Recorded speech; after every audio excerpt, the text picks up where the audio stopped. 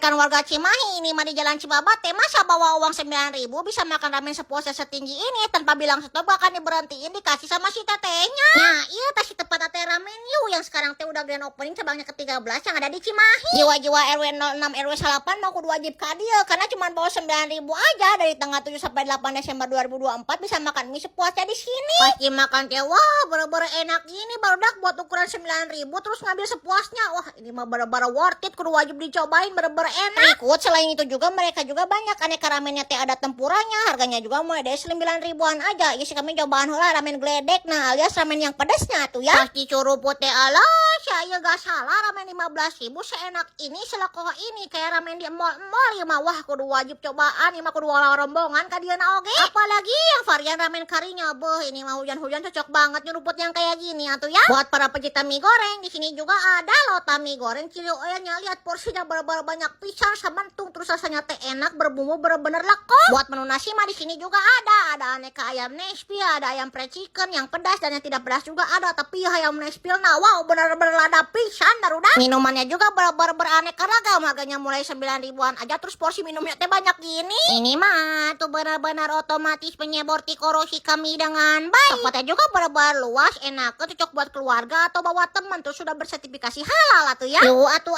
gak didatengin nama tempatnya teh ramen yuk yang lokasinya ada di Cimahi.